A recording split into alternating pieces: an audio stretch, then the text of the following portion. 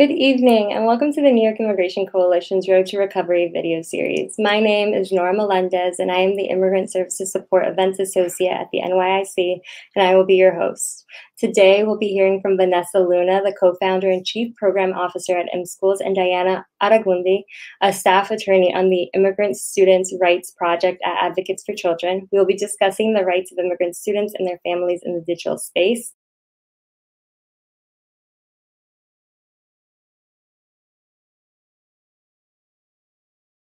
I've also heard that my children can still go to college regardless of their immigration status. Is that true?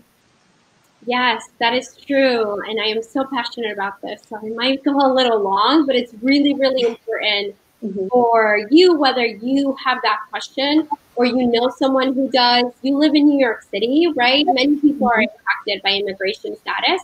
Therefore, you can take this information and share it with your neighbors, with your family, with other students, with other community members. And so for me, it's really important to share with you all that I went to college undocumented, and this was pre-New York DREAM Act and some supports that have been fought by community members here in New York to provide those supports.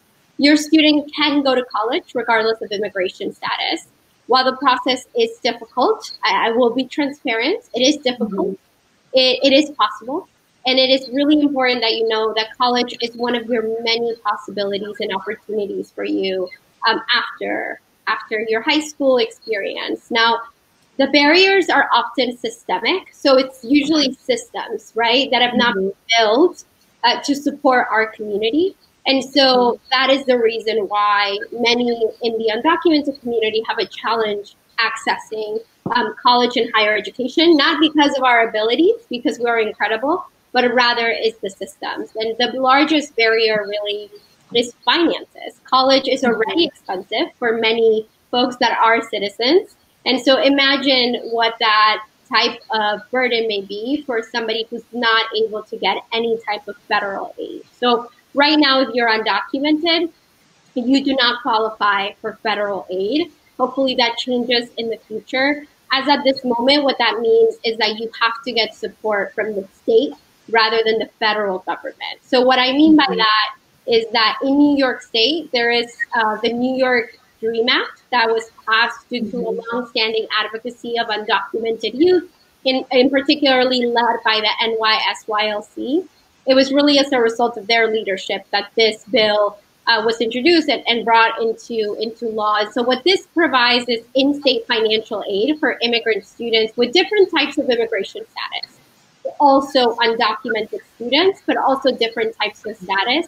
This means that you can receive state scholarships, such as the Excelsior Scholarship, the Tuition Assistance Program, and other state-administered scholarships. So that's one way, right, of addressing that barrier around finances. Another is private scholarships. So private funding, there's a lot more flexibility for students who may be eligible for these types of opportunities. So there is a private scholarship right now that is open, that is one of the largest and truly most competitive. It's called the Dream.us. And so that is a great scholarship to potentially, if you're eligible, to potentially apply to. The Ascend Fund, which is specific to New York, is another great scholarship, and others that provide private funding. I also encourage folks to look into private universities.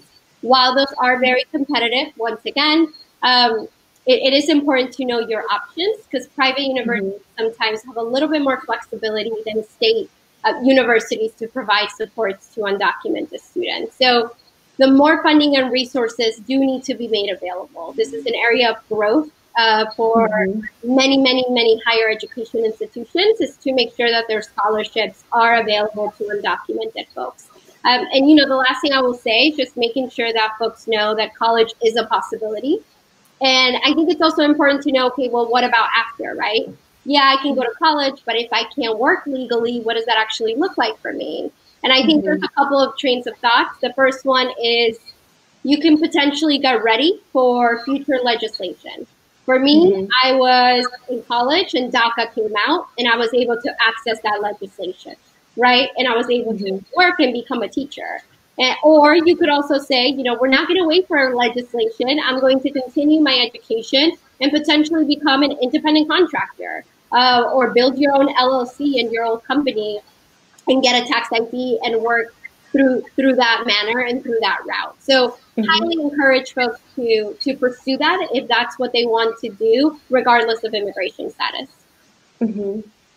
No, definitely exploring every possible path is really important. And following that, where can folks go to find the resources available for immigrant students before applying to college? Yes, so I definitely think that one of the great resources is our website. At ImmSchools, we have built a website in partnership with undocumented students, families, and our educators. So you can visit immschools.org/resources/students hub. There you will find different resources around scholarships lists, scholarships that have already been vetted, which I think is really helpful. And in addition to that, some of our partners like Immigrants Rising, they have an ongoing scholarship list, not just for undergrad, but also for graduate schools for undocumented students. As I mentioned, the Dream.us is a scholarship that is, once again, a really large one and popular one for undocumented students to potentially access. There's an app built by a formerly undocumented leader. It's called Dreamers Roadmap. I encourage folks to download that, especially youth who may be more eager to engage in that space. And then highlighting the Ascent Fund one more time. But once again, I think it's really, really important to see these resources as kind of a beginning, right? And thinking about how is it that they can continue to potentially ask questions from folks that they're engaging with around college access and opportunities. How do I safely let my private university know that I'm undocumented and need more financial support? I think, first of all, whoever asked that question, thank you so much for bringing that question forward. You are brave and incredible. The second piece, I think, is understanding, the hesitation that may come from sharing that information. I think one of the pieces is the confidentiality that is directly aligned to you sharing your immigration status, right, with that university or with that school. It's really important that there is that confidentiality.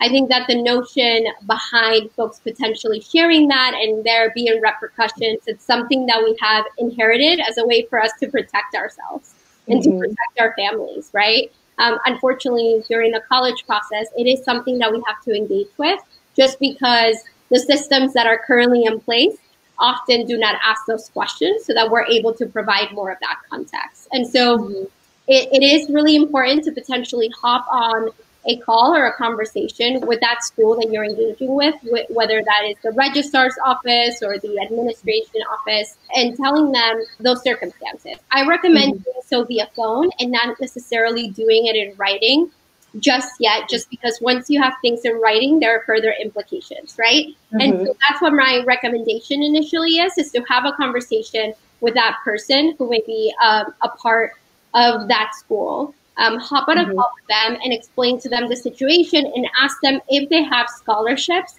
that are available to students regardless of immigration status. So that is the question that you have to ask. And I encourage you to do it. I know it's difficult. If you don't feel comfortable, there might be somebody that you trust to support you in that conversation, right? There might be a teacher that may be able to support you. If you don't feel comfortable, please reach out to Vanessa@immschools.org and we can potentially support you in making that conversation. I've done that with a couple of schools here in New York and also out of state, just in partnership with the students that we're working with and ensuring that they're kind of seeing that advocacy, but also making sure that you're able to do that on your own, because as you navigate the higher education system, unfortunately, more and more systems will probably come up where this question around status will happen. So definitely reach out if you need that support to further engage. But once again, know that that information should remain confidential, what you share with the college and university. Thank you. Where should community members go if they have more questions? You can email me directly if you have more questions. So Vanessa@immschools.org. You could also email our ImmSchools email, which is just admin, ADMIN @immschools.org. And you can also visit our website. As I only highlighted the student hub, but we have an educator hub, we have a family hub, and we have the educator one. And we have different content around knowing your rights, college access. We also have mental health supports and ways to alleviate stress and focus on cultural responsive teaching. If you want to reach out to Advocates for Children, if you have a question, you can ask to speak with an advocate. Please feel free to call our helpline Monday through Thursday between the hours of 10 a.m. and 4 p.m. at 866-427-6033. You can definitely call at any other time, but it'll be a voicemail, so you can leave a message. You can call in any language and someone will help you. They can answer a broad range of school-related questions, provide you with guides and fact sheets about different issues concerning immigrant families. Feel free to give us a call. Thank you both.